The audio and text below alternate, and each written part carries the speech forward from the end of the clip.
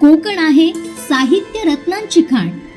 याच भूमी नदीलीत साने गुरुजी, विंदा, खांडेकर, जयवंत दळवींसारखी अनेक रत्न. हाच वारसा चालवतायत नव्या पिढीचे, नव्या दमाचे साहित्यिक. अशाच साहित्यिकांसाठी कोकण साधनं आणलं हक्काचं व्यासपीठ. जागर कोकणच्या साहित्य रत्नांचा. असते जेव्हा मी अगदी एकटी, कुणीच नसतं आसपास, मी आणि फक्त माझा श्वास. हवा तरी कशाला कुणी असण्याचा हट्ट, माझी मीच तर असते माझ्याशी घट्ट. संवाद नसतोच मुळी कोणाशी, ना नात्याशी ना पात्याशी, ना नाण्याशी ना पाण्याशी. मर्मबंधातलं किती काही मांडून असते स्वतःशीच. हसते खळाळून मनातले मोती वेचते. 7 घड्यांच्या तळाखाली जपलेलं मोरपीस उघडून बसते. रडते सुद्धा कधी कधी, चिडते, फडफडते, थाड थाड थपडा मारते, अगदी कडेलोट करू जाते. थांबते, वळते मागे, अंजारते, गोंजारते, मुका घेऊन मनवते. अंजारते, गोंजारते, मुका घेऊन मनवते माझ्यातल्या मीला, की आपणच असू अंतापर्यंत सये एकमेकीला, सये एकमेकीला. नमस्कार. कोकणचं पहिलं दैनिक कोकण 7 आणि कोकणचं नंबर 1 महाचॅनल कोकण 7 लाईव्हच्या जागर कोकणच्या साहित्य रत्नांचा या विशेष सदरामध्ये मी आपलं सगळ्यांचं स्वागत करतो. या सदराचं हे 4थं पुष्प आहे आणि या 4थ्या पुष्पात एक विशेष व्यक्ती, एक विशेष साहित्यिका आपल्यासोबत आहेत. त्याच म्हणजे सावंतवाडीच्या उषाताई परब आपल्यासोबत आहेत. ताई, आपलं खूप खूप स्वागत या विशेष सदरामध्ये. तुमच्याबद्दल बोलायचं म्हणजे अगदी तुमचे काव्यसंग्रह सुद्धा आहेत, कादंबरी आहेत, नाटक, एकांकिका आहे, बाल साहित्य आहे, कथा आहेत. म्हणजे जेवढं बोलावं तेवढं कमी आहे. आणि विशेष म्हणजे त्याची निवड ही जागतिक स्तरावर, आपल्या राज्यस्तरावर सुद्धा झालेली आहे आणि अनेक पुरस्कार पण तुम्हाला मिळालेले आहेत. तर याच संदर्भात सुरुवात करत असताना अगदी काव्यसंग्रह असतील, कथा असतील, नाटक, एकांकिका किंवा कादंबऱ्या सुद्धा 2 तुमच्या आलेल्या आहेत, प्रकाशित झालेल्या आहेत, किंवा पुष्पासारख्या कादंबरीवर आता सिनेमा सुद्धा येणार आहे. तर हे सगळं तुम्ही कसं शक्य करू शकला? कारण अगदी हिंदी असेल किंवा अर्थशास्त्र असेल या विषयात तुमची मास्टरी आहे. हे करत असताना साहित्याकडे तुम्ही कशा वळला? असा गमतीचा प्रश्न बऱ्याच वेळा विचारला जातो की तुम्ही अर्थशास्त्र आणि तुम्ही साहित्याकडे कसं. तर असं काही नसतं. बरेच डॉक्टर सुद्धा उत्तम साहित्यिक आहेत. आणि ही बीज कशी नकळत आपल्यात रुजत जातात ना, ते आपल्यालाही कळत नाही. पण आपला एक हे तयार होतो, असा प्रवाह तयार होतो खरा. मला वाटतं ही सुरुवात माझी हायस्कूल पासून झाली असावी. आणि तिथे त्यावेळी आम्ही भिंतीपत्रक वगैरे लिहायचो किंवा वक्तृत्व स्पर्धातून भाग घ्यायचो. मग त्याच्यासाठी वाचायचं, मुद्दे काढायचे, लिहायचं वगैरे. अशी एक म्हणजे अभ्यासाव्यतिरिक्त अशी एक सुरुवात झाली. आणि दुसरं म्हणजे ते आमच्या शाळेत, बांद्याच्या हायस्कूलमध्ये होते, तिथे लायब्ररी पण होती. ऑफ पिरियडला पुस्तकं वाचायला दिली जायची आणि तुम्ही काय वाचलं ते उद्या सांगा. तर ह्याच्यातून ती नकळत सुरुवात झाली असावी असं मला वाटतं. आणि कॉलेजमध्ये तर मला अगदी पोषक वातावरण सगळं वाटलं. म्हणजे त्यावेळी सगळ्याच ह्याच्या NCC असेल, थिएटर युनिट असेल, NSS असेल, गेम्स, सगळ्या ह्याच्यात मी सहभागी होत होते. मला तेवढा वेळही मिळत होता. आणि त्यावेळी आता सारखे टीव्ही नव्हते, पण आकाशवाणी केंद्र होती. पण आपल्या जिल्ह्यामध्ये नव्हतं. आता रत्नागिरीत आहे ना, ते नव्हतं त्यावेळी. पण पणजीला होतं, गोव्याला. आणि त्यावेळी श्रुतिका खूप कौतुकाने ऐकल्या जायच्या, श्रुतिका सादर व्हायच्या त्यावेळी. आणि मी त्या करत होते, म्हणजे त्याच्यासाठी मी लिहित होते. आणि पणजीला आणि मागणी पण असायची. माझा इथला ग्रुप नेऊन मी त्या सादर करत होते. आणि मला वाटते त्यामुळे अशी नाटकाची एक सुरुवात झाली. मी त्यावेळी एकांकिका लिहिलेल्या. आमच्या कॉलेजमध्ये जेव्हा हे व्हायची आपली काय म्हणतो आपण त्याला, संमेलन, त्यावेळी संमेलनात सादर करायला मी लिहिलेली एकांकिका पण सादर झाल्या, मालवणी. आणि त्यावेळी ते इतकं मालवणी एकांकिका गाजली की पुढे येऊन मी त्याचं नाटक बनवलं. आणि त्या नाटकाचे पण बरेच प्रयोग झालेत. तर नक्कीच म्हणजे तुमच्या बोलण्यातनं जाणवतं अगदी गोव्यातनं पण म्हणजे तुमचा जन्म गोव्यातला आहे असं हा म्हणू हा शकतो. हा किंवा कोकणामध्ये तुमचं सासर आहे आणि शिक्षण सुद्धा सिंधुदुर्गात झालंय. झालेलं आहे. तर हा. याचा सगळ्याचा तुमच्या लेखनावर कसा प्रभाव दिसतो किंवा ज्या बऱ्याचशा गोष्टी आहेत त्या तुम्ही त्यातनं मांडलेल्या दिसतात, तर त्याविषयी काय सांगू हा इच्छिता? साहजिकच आहे की लेखक ज्या वातावरणात वाढतो, संस्कारात वाढतो, ज्या माणसामध्ये वाढतो, कळत नकळत त्याचा प्रभाव असतो त्याच्या बरोबर. लेखनात. तर मी पण मालवणीत लिहिलेलं आहे. हम्म. मी मालवणी बोलीभाषेत वाढले, तर मालवणी मी बरोबर. लिहिलेलं आहे. बरोबर. किंवा माझ्या लेखनात हे आले आहेत संदर्भ. बरोबर. माझी कादंबरी कुसवा ही तर त्या पार्श्वभूमीवरच आहे. बरोबर. नक्कीच अनेक काव्यसंग्रह पण तुम्ही लिहिलेत आणि त्यातला जो वडे सागोती हा एक मालवणी चारोळी संग्रह आहे, तो हम्म. एक विशेष आहे. त्याच्यात एक नावच त्याचं वडे सागोती किंवा अगदी आपला कोकण आणि गोव्याची जी संस्कृती आहे ती त्यातनं दिसते. आपल्या पाहुण्यांचा आदरातिथ्य असेल, ज्या पद्धतीनं कोकणी माणूस करतो त्याचा उल्लेख त्या चारोळी संग्रहात नव्हतं. तर त्याविषयी काय सांगाल आणि त्या नावाविषयी काय सांगाल? कारण नाव जरी ऐकलं तरी प्रत्येकाच्या तोंडाला पाणी सुटतं. खरं ते एक गंमत म्हणून लिहिलं गेलेलं, त्याला काय बरोबर. एवढं गांभीर्याने मी त्याच्याकडे पाहत नाही. आणि तो एक काळ होता की चारोळी संग्रह असे लिहिले जात होते आणि बरोबर. चारोळ्याचं एक फॅड होतं. मग मला वाटलं चला आपणही मालवणीत लिहावं हम्म. आणि मी ती लिहिली आणि ती आवडली बऱ्याच लोकांना. आता बरोबर. मालवणी म्हटल्यानंतर काही ठराविक, आता वडे सागोती हे डोळ्यासमोर येतं. मग येतच, मला येतच. वाटलं आकर्षक पण ते वाटतं नाव, बरोबर. तर त्याचं ते नाव द्यावं वडे बरोबर. सागोती असं. आणि त्यातनं वडे सागोती निर्माण झाली. तर ते नाव मी दिलं. नक्कीच. आणि अनेक खूप नाटकं- आधी लिहिलं मी हा, ते, सुरुवातीला लिहिलं होतं. अगदी कविता हो, म्हणजे लिहायला हा. प्रत्येक साहित्यिकाची जी सुरुवात म्हणजे असते ती कवितेतनं होते, बहुधा तशीच कवितेतून तुमची हे असते. झाली. बरोबर. हा हा, ते साहजिक आहे. हम्म. आणि तो काळ असतो बरोबर. कविते लिहिण्याचं, ते वय बरोबर. असतं. बरोबर. तर तशी ती सुरुवात झाली. बरोबर. त्यातलं एखादी चारोळी आठवते का? अच्छा, 2 चारोळी तुमच्यासाठी म्हणते. इरडाची चटणी आणि बांगड्याचा तिकला. इरडाची चटणी आणि बांगड्याचा तिकला, सवाकलेल्या बामणान हिमान आपला ऐकला. दुसरी एखादी चारोळी म्हणते. नलग्याच्या कानात हल्ली सोन्याचे डूल हलतात. नलग्याच्या कानात हल्ली सोन्याचे डूल हलतात. आता कळला बाळग्या माका, राशीतले नारळ कसे सरतात. नक्कीच तुम्ही अनेक नाटकं पण लिहिलेली आहेत की जसा तुम्ही उल्लेख केला, अगदी कॉलेज जीवन, शालेय जीवनातनच नाटक करणं आणि लिहिणं अशी तुमची सुरुवात झालेली दिसते. अनेक एकांकिका पण तुम्ही लिहिल्या हो हो. आणि ज्यावेळी ही नाटकं किंवा ह्या एकांकिका अगदी रंगमंचावर उभ्या राहतात तेव्हा एक लेखिका म्हणून तुमची काय भावना असते? अरे खूप छान वाटतं, खूप छान वाटतं. आणि बरीच नाटकं ना, मला सांगायला आवडेल की मी वेंगुर्ल्यात काही वर्ष होते. तिथल्या कॉलेजला पण मी लेक्चरर म्हणून होते. आणि त्यावेळी आमचा एक लेडीज ग्रुप तयार झालेला होता आणि त्याच्यासाठी राज्यस्तरीय स्पर्धामधून आमचा ग्रुप समोर ठेवून मी एकांकिका लिहिल्या. आणि खरं ती एकांकिकेची ती तशी सुरुवात झाली. 3-4 एकांकिका मी तशा लिहिल्या आणि आम्ही भरपूर पुरस्कार मिळवले. इथे पण ती बक्षीस आहेत. तर त्या एकांकिका मी लिहित होते आणि मी दिग्दर्शित करत होते. आणि मी स्वतः त्याच्यात हे भूमिका पण करत होते. म्हणजे लेखिका, दिग्दर्शिका, अभिनय, असं हे झालं. आणि त्याच्यामुळे लिहिताना ह्या गोष्टीचा मला फायदा होतो. मी स्वतः अभिनय केलाय किंवा त्यात काम केलंय त्याचा मला फायदा होतो. आणि ते झालं आणि त्याच्यानंतर मी लिहित गेले आणि त्याचा उपयोग होतोय. कारण मी 2 त्याची पुस्तकं आली माझी एकांकिका संग्रह आणि ते कुठे कुठे स्पर्धामधून होतात राज्यस्तरीय. आता हे मला कसं वर्षाला 2-3 तरी होतात महाराष्ट्रात, कुठे कुठे गोवा.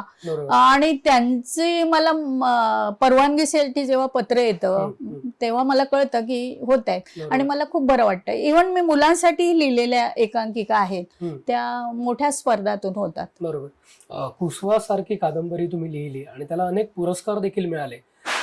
त्याचबरोबर त्या कादंबरीची निवड ही सिनेमासाठी झालेली आहे आणि त्याच्यावर सिनेमा सुद्धा होतोय, तयार झालेला आहे, शूटिंग झालेलं आहे. तर कधी येतोय लवकरच तो भेटीला सुद्धा येईल प्रेक्षकांच्या आणि तो लवकर यावा हीच सगळ्या प्रेक्षकांची इच्छा. कारण आमच्या कोकणातल्या एका महिलेने लिहिलेल्या कादंबरीवर जेव्हा सिनेमा होतो तर नक्कीच कोकणवासियांसाठी पण ती अभिमानाची बाब आहे. तर काय सांगाल त्या कादंबरीबद्दल आणि त्या कादंबरीवर जेव्हा सिनेमा येतो तेव्हा तुमची काय भावना असते?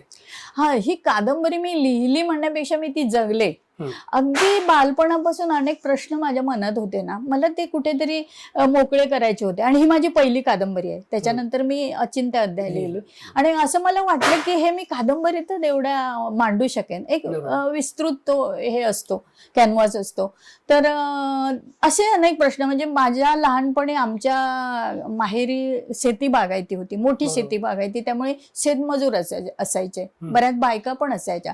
तर त्या आपापसात बोलताना मी ऐकायची, त्यांना पाहायची, त्याच्याबद्दल विचार करायची. त्यावेळी मला त्याचं गांभीर्य नाही कळलं, तरी नंतर कळायला लागलं, त्यांच्या बोलण्याचा अर्थ लक्षात यायला लागला. आणि असे केवढे तरी प्रश्न ह्या मजूर बायकांसमोर आहेत जे मांडले गेले नाहीये. अगदी तुम्हाला गंमत सांगते, पावसात त्या अशा भिजून कुडकुडून, त्यावेळी इरली असायची आणि त्या अशा भिजून कुडकुडून यायच्या आणि कोणीतरी गरम पाणी घरात करून ठेवलेलं असेल तर ते भडाभडा अंगावर ओतायचं. हा सुद्धा केवढा एक आनंद असायचा त्यांच्यासाठी.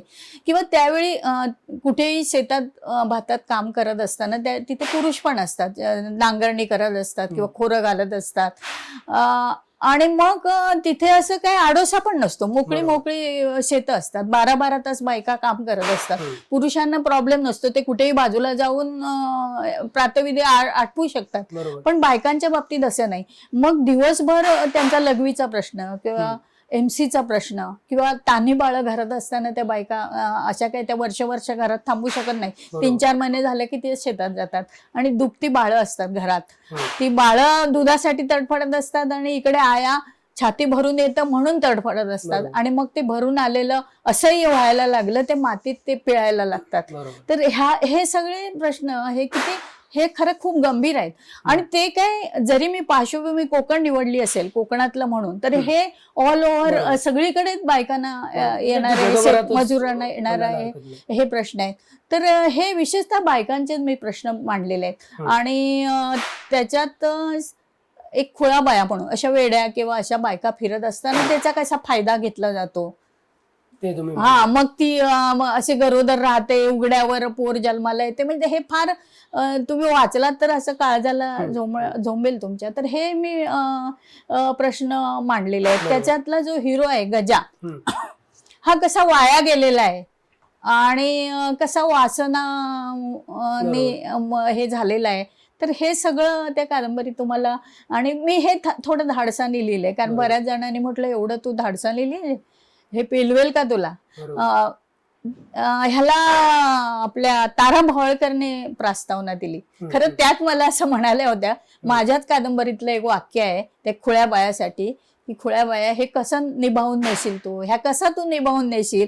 त्याच्यात ना मी संवादाची भाषा आहे ही मालवणीच आहे आणि बहुतेक संवादातूनच ती कादंबरी पुढे गेली. आणि म्हणून ह्यांना त्याचा पिक्चर काढावा असा वाटला ना, तो हे सगळे प्रसंग आहेत. आणि शिवाय ते नक्कीच, म्हणजे महिलांचे रोजचे जे काही समस्या आहेत हे तुम्ही कुशवादनं मांडले. आणि त्यावेळेचे जे सामाजिक प्रश्न आहेत पलीकडच्या आपल्या भोवतालचे, ते पण, जसं की पारधीच आहे, तिथे शिकारीला जातात आणि मग गोळी चुकून लागते आणि तो हे मरतो वगैरे, ही गोष्ट असेल. किंवा शिरोड्याचं ते खाणकामातून बऱ्याच लोकांच्या अंगावरून ते ट्रक वगैरे गेलेले आहेत, किंवा रस्त्यांची कशी नासधूस चाळण झालेली आहे, ह्या गोष्टी. किंवा त्यावेळी जे एनरॉयचा प्रश्न त्यावेळी चालू होता. तर हे काही हे सामाजिक प्रश्नही मी त्याच्यात आणले आणि ते असे गुंफून घेतलेत. तुम्हाला असं ते वेगळं नाही, एका कथेत ते असे मिसळून गेलेले. त्याचमुळे त्याची निवड ही कदाचित सिनेमासाठी झाली असेल आणि तोही लवकरच आपल्या भेटीला येईल. हे सगळं होत असताना, म्हणजे भारतातलं मुंबईत भरलेल्या ज्या विविध भाषिक स्त्रियांचं संमेलन होतं, त्यामध्ये तुम्ही लिहिलेल्या नाटकांची निवड झाली आणि तिथे त्याचं वाचन झालं किंवा चर्चा झाली त्यावर. तुम्ही स्वतः त्यामध्ये सहभागी होता आणि महाराष्ट्राचं प्रतिनिधित्व तुम्ही करत होता. काय वाटतं भारताचं? आणि भारताचं, कारण जागतिक परिषद होती ती. आणि मला खरंच बरं वाटलं फार. ते अनुभव सुद्धा खूप मोठा होता की जगातल्या सगळ्या स्त्रिया होत्या त्या ठिकाणी. आणि मी वाचन केलं त्या स्क्रिप्टचं आणि त्याच्यावर चर्चा झाली. अर्थात त्याच्यावर चर्चा करणारे मराठी हिंदी येणारीच लोक होती, कारण बाहेरच्या वेगवेगळ्या भाषातल्या स्त्रियांना काही त्याच्यातलं कळणारं नव्हतं.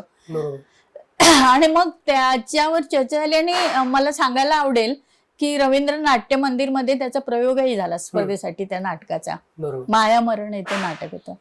नक्कीच नाटक आणि एकांकिका मी त्याच्याकडे पुन्हा येईन, कारण कोकणात नाटक किंवा एकांकिका म्हटलं की पहिलं नाव आठवतं ते मच्छिंद्र कांबळींचं.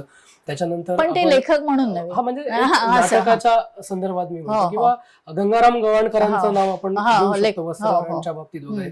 आणि त्यात एक महिला लेखिका म्हणून तुमच्याकडे पाहिलं जातं. कोकणात आता तर दिसतच नाही तशा कोण. तर त्याबद्दल तुम्हाला काय वाटतं? कारण अनेक महिला येत आहेत साहित्य क्षेत्रामध्ये, पण कवितांपुरत्या मर्यादित आहेत, काव्य कथा. संग्रहांपुरता किंवा कथांपुरत्या त्या मर्यादित राहत आहेत. तर त्याविषयी काय सांगाल? किंवा फक्त महिलाच नाही तर एक पिढी आपण बघितली तर नवीन पिढीत आपल्याला लेखन किंवा कादंबरी असेल याच्याकडे कोण वळताना दिसत नाही. नाटक एकांकिका तर खूप दूरची हो. गोष्ट आहे, कारण हो, तुम्ही जसं म्हटलं की नाटकामध्ये अनुभव महत्वाचा असतो. तिथे नाटक कसं उभं राहील आणि चांगल्या पद्धतीने ते प्रेक्षकांपर्यंत पोहोचेल हे एक लेखकच मांडू शकतो. बरं. तर त्याबद्दल काय वाटतं या आजच्या परिस्थितीबद्दल तुम्हाला? मला असं पोषक वातावरण मिळत गेलं लिहिण्याच्या बाबतीत, नाटक लिहिण्याच्या बाबतीत, आणि मला ते आवडतं आणि मला स्वतःबद्दलच कॉन्फिडन्स आलाय आता. बरोबर. आणि ते मी म्हणाले ना की मी स्वतः लिहित होते. आमचा एक ग्रुप होता वेंगुर्ल्याला, आमचा एक महिलांचा ग्रुप होता आणि आम्ही त्याला कलांकुर म्हणून नाव दिलेलं होतं. आम्ही 5-6 जणी होतो. तर त्यांना समोर ठेवून मी राज्यस्तरीय स्पर्धेसाठी नाटक एकांकिका लिहित होते.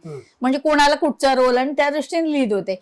आणि खूप चांगले ते मी स्वतःच बसवायचे, स्वतः अभिनय करायचे आणि त्याला आम्ही बरेच पुरस्कार मिळाले. म्हणजे ज्या अर्थी मिळाले म्हणजे ते छान आम्हाला जमत होतं. तर त्याच्यामुळे काय झालं, मला मी स्वतः लिहित असल्यामुळे, अभिनय करत असल्यामुळे, दिग्दर्शन करत, मला त्यातल्या बाजू कळायला लागल्या. एक्झिट कधी करावी, हे कधी एंट्री कोणाची, कधी कसं पात्रांना मांडणी कसं करायची, प्रसंग कशा, ह्याचं मला थोडं थोडं हे चांगलं. प्रेक्षकांची नाळ तुम्ही हा, ओळखली ती अर्थात. पण, हा बरोबर. मग त्या विनोद सुद्धा काही गमती घातल्यानंतर माणसं लोक कधी हसतील हे सगळं थोडं थोडं कळायला लागलं. बरोबर.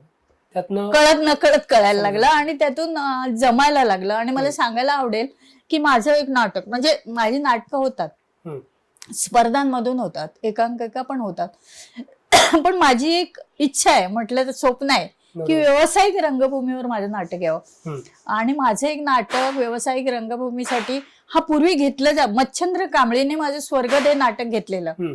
त्यांच्या माझ्यामध्ये अग्रीमेंट झालेले आणि त्या 6 महिन्यात ते गेले. बरोबर. म्हणजे ती आठवण आहे. म्हणजे जर आणि आता पुन्हा एक संधी आली की माझं नाटक घेतलं गेलंय व्यावसायिक रंगभूमीसाठी. आता त्याला बऱ्याचशा बाकीच्या गोष्टी सगळ्या जुळून आल्यावर ते येईल अशी मला आशा आहे. नक्कीच.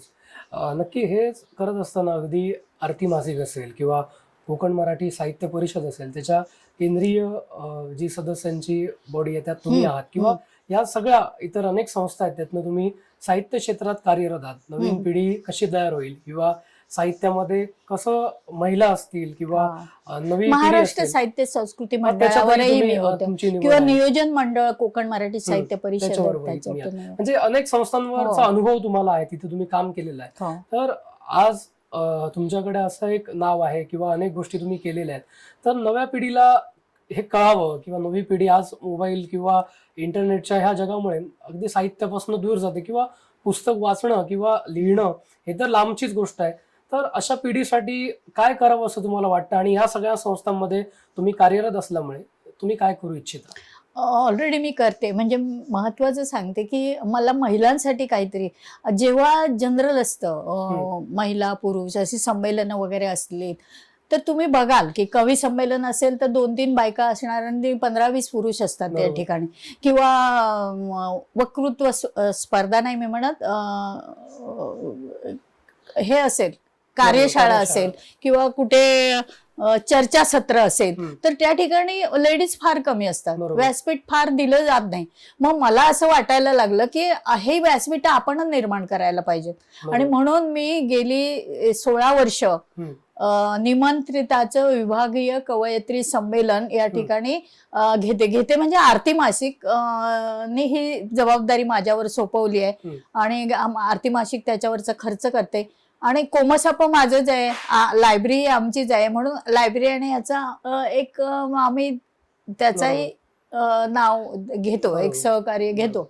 आणि हे उत्तम, मला ह्याचं समाधान आहे. आणि तुम्ही बघाल तर आता 17वं हे कंटिन्यू 17 साहित्य निमंत्रितांची घेणं ही सोपी गोष्ट नाही आहे. महाराष्ट्र, गोवा आणि कर्नाटक ही जवळच्या राज्यातून अगदी नामवंत कवयित्रींना आम्ही बोलवतो. अगदी अरुणा ढेरे ज्या अखिल भारतीय साहित्य संमेलनाच्या अध्यक्षा झाल्यात, मला अभिमान वाटतो की आमच्या ह्या संमेलनाच्याही त्या अध्यक्ष होत्या.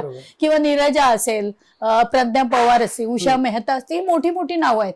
ही लोक ह्या संमेलनाला अध्यक्ष म्हणून आलेली आहेत. आणि शिवाय इथले जे आमच्या सिंधुदुर्गातील कवयित्री आहेत, दरवर्षी 10 कवयित्रींना आम्ही निमंत्रित करतो आणि एवढ्या मोठ्या कवयित्रींबरोबर त्यांना व्यासपीठ देतो. तर त्याचाही त्यांना फायदा होतो. आणि आम्ही सन्मानाने बोलवतो, असे या आणि कविता वाचा आणि असं आम्ही सन्मान करतो, मानधन देतो. आणि खूप चांगलं ते संमेलन होतं. आता जानेवारीत असेल, तुम्ही जरूर या. आणि त्याची माउथ पब्लिसिटी खूप छान झाली. आणि तुम्हाला सांगू का, इथे सुरुवात झाली आणि मग माधवी देसाईने गोव्यात ते सुरू केलं, महिला संमेलन. नक्कीच एक विशेष आहे आणि महिलांसाठी असतं. आणि एक महिला त्याच्यासाठी तुम्ही पुढाकार घेता आणि निमंत्रित कवयित्री या त्या संमेलनाला येतात. आणि 16 वर्ष ही काही साधी गोष्ट नाही. आणि विशेष म्हणजे सावंतवाडीत ते होतं आणि 17वं आता तुम्ही म्हटलं जानेवारीत होत आहे. जबाबदारी तुमच्याचकडे असणार आहे. काय वेगळेपण असेल, काय विशेष असेल या 17व्या संमेलनामध्ये? विशेष असं नाही, म्हणजे दरवर्षी आम्ही बोलवतोच आणि वेगवेगळ्या बोलवाव्या लागतात, त्या पण शोधाव्या लागतात की. आणि शक्यतो वेगवेगळ्या भागातून, कोल्हापूर असेल, सांगली असेल, मुंबई, पुणे, अशा वेगवेगळ्या भागातून ते. आणि अलीकडे आम्ही असं सुरू केलं, जे महिलांच्या अशा संस्था असतील त्यांचा सन्मान करायचा. बरोबर. तर आता अलीकडे इथलं महिला हे असेल, किंवा इनरव्हील क्लब आहे, किंवा महिला पतसंस्था आहे, तर त्यांना दरवर्षी एकाला किंवा दोघांना आम्ही सन्मानित करतो, महिलांच्या अशा संघटना किंवा संस्थांना. तर तसंही यंदा आम्ही करू. हो हो, नक्की वेगळं असेल 17. नाही, वेगळं म्हणजे हे दरवर्षीच करतो आम्ही. आणि थोडं थोडं नवीन कल्पना येत असतात, यंदा असं करू, यंदा कसं. म्हणजे या संमेलनातनं अनेक महिला जेव्हा सहभागी होतात, काय वेगळे पण त्यातनं मिळतं? जसं तुम्ही म्हटलं की तुमचा एक नाटकाचा ग्रुप होता आणि त्यातनं वेगवेगळं सुचत गेलं. गेल्या 17 वर्षात अनेक तुम्हाला महिला या साहित्य क्षेत्रातल्या भेटल्या असतील, त्यांच्याशी तुमची ओळख झाली असेल. त्याचा फायदा तुमच्या या संपूर्ण क्षेत्रात किंवा कसा होतो? फायदा म्हटलं तर ओळखी होतात, काहींच्या टिकतात, मग आदान प्रदान विचारांची, कल्पनांची होतेच. माझं पुस्तक ह्याचा होतोच फायदा. आणि विशेष म्हणजे इथल्या नवोदित आहेत त्यांनाही फायदा झालाय. कणकवलीची सरिता पवार उत्तम कविता लिहिते, ती पण असं म्हणते की पहिल्याने मला संधी या संमेलनामध्ये मिळाली आणि माझ्यातली ही जागृत झाली. तर असं म्हणणाऱ्या आणि त्याला हे देणाऱ्या येणं, असं एखाद्याने म्हटलं आणि खरंच तिला उपयोग झाला तरी केवढं मोठं ते हे आहे, मिळकत आहे त्या संमेलनाची, असं मी समजते. कीच कुसुवा कादंबरीतनं जे तुम्ही मांडलं, मी त्याकडेच येतोय. कारण जरी तुम्ही साहित्यिका असला तरी एक स्त्री आहात, एक महिला. आणि एका महिलेवर जेवढी जबाबदारी असते, किंवा स्त्री आणि जबाबदारी हे तसे समानार्थी शब्द आहेत असं म्हणायला हरकत नाही. तर हे सगळं असताना सुद्धा ज्या गोष्टीत तुम्हाला आवड आहे त्याला वेळ कसा दिलात? कादंबऱ्या 2 असतील, अनेक कविता संग्रह आहेत, किंवा एवढं साहित्य क्षेत्रात जे काही तुम्ही लिखाण केलंय, नाटक, एकांकिका, म्हणजे हे सोपं नाहीये एवढं की बाबा असं. वेळ कसा दिलात आणि कुटुंबाची साथ कशी मिळाली? ह्या अशा गोष्टीला थोडी एकाग्रता लागते.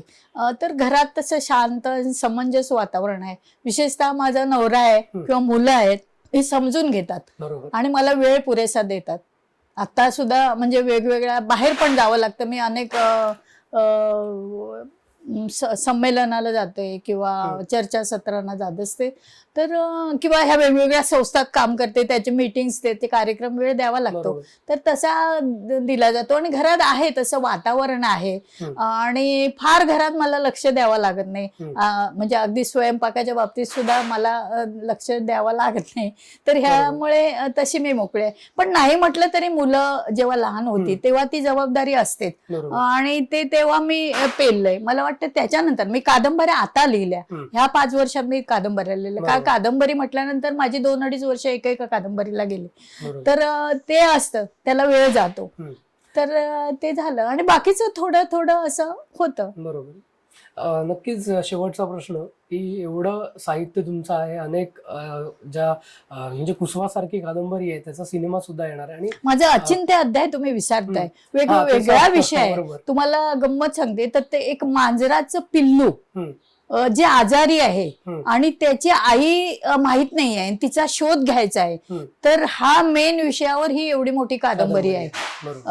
आणि त्याचं काय झालं की ते अंतर्नाद मध्ये आता ते बंद पडलं. हम्म. तिथे मी एक छोटीशी कथेच्या रूपाने ते दिलेलं. ओके. आणि मला एवढी पत्र आणि फोन आलेत की हे खरं आहे का, हे तुम्ही अनुभवलंय का, म्हणजे एवढी उत्सुकता वाचकांची चाळवली गेली आणि मला उत्साह आला आणि त्याच्यात मी ती कादंबरी लिहिलेली आहे. नक्कीच. आणि तो वेगळा विषय, मला वाटत नाही की कोणी मांजरावर कादंबरी लिहिली असेल. बरोबर. नक्कीच याचवर की आगामी काळात तुमचं काय संकल्प आहे, कोणत्या नवीन संकल्पना आहेत किंवा नवीन गोष्टी आहेत त्या वाचकांसाठी येतील, किंवा नाटक असल्यामुळे एकांकिका किंवा पिक्चरसाठी सुद्धा तुमची कादंबरी निवडली, त्याच्यामुळे नवीन काय येईल आमच्या प्रेक्षकांच्या भेटीला तुमच्याकडनं? आत्ता माझ्या समोर आहे ते एक म्हणजे जर मला महाराष्ट्र साहित्य संस्कृती मंडळाची परवानगी मिळाली तर मी हे पाठवलंय. तर मी विद्याधर भागवत, समग्र विद्याधर भागवत त्यांच्यावर एक ग्रंथ लिहू इच्छितो. म्हणजे जर मिळाली परवानगी तर मग ते अनुदान मिळतं आणि हे सगळं. तर तो एक मोठा ग्रंथ त्यांच्या सर्व साहित्यावर आणि ह्याच्यावर समीक्षात्मक लिहिला जाईल. मला 1-2 पिक्चरचे डायलॉग लिहिण्याची ऑफर आहे. मला उद्या पण एक भेटायला येणार, तर ते पण मला आवडेल लिहायला. बाकीचं काय लिहिणं चालूच आहे. कथा हे कादंबरीचं अजून बीज डोक्यात नाहीये की आता 3री कादंबरी कुठची लिहावी असं, पण फुटकळ लिखाण चालू आहे. पण एका मांजराच्या गोष्टीवरनं जर एवढी मोठी कादंबरी येत असेल तर नक्कीच 3री कादंबरी पण वेळ लागणार नाही. ते सुद्धा अनुभव आहेत बरेचसे. प्राणी पाळायची आम्हाला आवड होती. माझ्या मोठ्या मुलाला, क्षितिजला पण आहे. मग त्याने इथे प्राण्यालय तयार केलेलं होतं पूर्वी. तर ते अनुभव, ती निरीक्षण ही होती सगळी, त्याचा उपयोग मला झाला ते. नक्कीच आपण आपला बराच वेळ दिलात आणि असा दिलखुलास असा संवाद साधला, त्याबद्दल आपले खूप खूप धन्यवाद. तुमच्या माध्यमातून अशीच नाटकं, एकांकिका या येवत अगदी कुसवासारखी कादंबरी, ज्यातनं आमच्या इथल्याच नाही तर संपूर्ण जगातल्या महिलांचं दुःख, त्यांच्या व्यथा आहेत त्या तुम्ही मांडलेल्या आहेत. त्याच पद्धतीनं अशा अनेक कादंबऱ्या तुमच्याकडनं येवत आणि त्याचीच निवड अशीच वेगवेगळ्या सिनेमांसाठी हीच सदिच्छा त्या ठिकाणी व्यक्त करतो आणि आपले आभार मानतो. धन्यवाद.